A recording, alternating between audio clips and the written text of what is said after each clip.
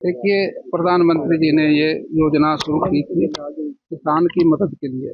और साल में 3 बार ये पैसे किसान के खाते में आते हैं, 2-2 हज़ार रुपये, कुल 6 हज़ार रुपये आता है। इसका महत्व तो बहुत है।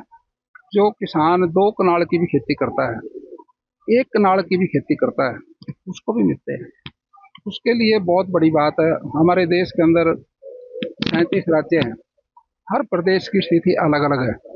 जैसे उड़ीसा है, और कुछ जिले ऐसे हैं जहाँ पर गरीबी बहुत है। उनके लिए एक बहुत वरदान है ये, सारे देश को देना बड़ी बात है। प्रधानमंत्री जी ने जो आज अपना भाषण दिया, उसके अंदर हिंदुस्तान एक तीसरी अर्थव्यवस्था बनने जा रहा है। लेकिन देश के अंदर, दुनिया के अंदर बड़ी उथल पुथल है।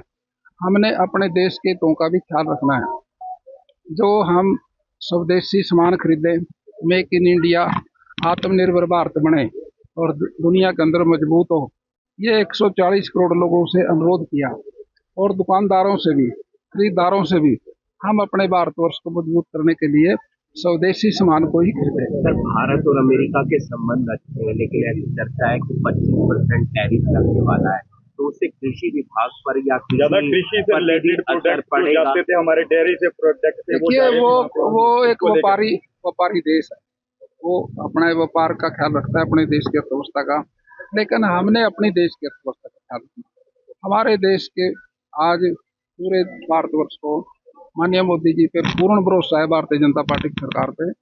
वो भारत को मजबूत करने में हर प्रयास कर रही है। मेक इन इंडिया, आत्मनिर्भर भारत, ये सारी चीजें जो है शुरू से 11 साल हो गए, तो हमने भारत को मजबूत किया, अर्थव्यवस्था को भी मजबूत किया, आगे भी मजबूत रहेगा।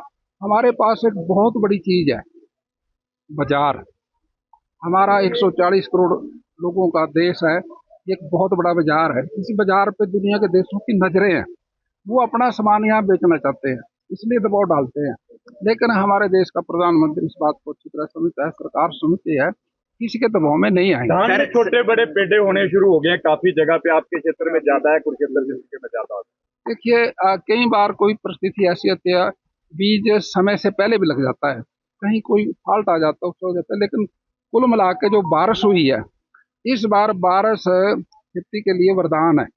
क्योंकि हमारी जीरी की जो फसल है, वो 30 जुलाई तक लगती थी, अब 30 जून तक लगी। 1 महीना एडवांस आ गए। इसमें खाद भी डिमांड ज़्यादा रही, और पानी की वजह से सारी फसलें लग गई, जीरी लग गई। इस बार अनाज ज़्यादा होगा, 2-3% आए साल से प्रोडक्शन ज़्यादा होगी। सर, पहले अभय चौटाला को धमकी आई, अब दिग्विजय चौटाला को भी धमकी आई है।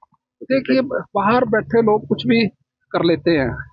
धमकी तो वो होती है ना, जो आमने सामने आके बात करे, उसको मानते हैं धमकी। अब कोई बैठे अमेरिका में, कोई बैठे विदेश में, टेलीफोन कर दे, वो क्या धमकी है? धमकी तो वो होती है जो गेट पे आके सामने के भी बाहर आ, उसको मानते हैं हम धमकी। है धमकी थोड़ी है। सर, जहाँ पर बीजेपी के उम्मीदवार चुनाव हारे, वहाँ पर प्रभारी नियुक्त किए गए हैं। अनिल विज सीनियर मिनिस्टर है, सीनियर नेता है, उन्हें कहीं का प्रभारी नहीं लगाया। देखिए, सीनियर आदमी, कुछ चाहे कोई भी है, जो मुख्यमंत्री है, सीनियर है, उनके पास काम बहुत है, प्रदेश का काम देखना होता है। और सरकार सारी उन्होंने तो चला रखी। जैसे और दूसरे कार्यकर्ता हैं, जो एमएलए हैं, मंत्री हैं, मिनिस्टर हैं, उनकी 42 की लगनी थी। जो 42 सीटें आ रही थी, एमएलए तो 47 है, तो इसलिए 42 की लगेगी ना। सर, राणा जी, एक पंजाब के जो बीजेपी के उसके नेता थे, अकाली दल के, बीजेपी ज्वाइन की रात मुख्यमंत्री जी ने कहा, वो विजिलेंस की रेड चल रही है उनके घर। देखिए, भारतीय जनता पार्टी को अब हर साथी ज्वाइन करना तो चाहता है, क्योंकि संगठन मजबूत है और संगठन से सरकार बनती है। इसी तरह से सारे देश के अंदर अब भारतीय जनता पार्टी संगठन के मजबूत करके अगली सरकारें बनाएगी। एक चर्चा काफी रही पिछले दिनों गोपाल कांडा का बयान, उन्होंने कहा मेहरबानी रही मनोहर लाल की, तभी रानिया के अंदर इनेलो थी, वरना। देखिए, मनोहर लाल जी बड़े अनुभवी हमारे नेता रहे। उसकी नीतियां आज पूरे देश में मानी जाती हैं।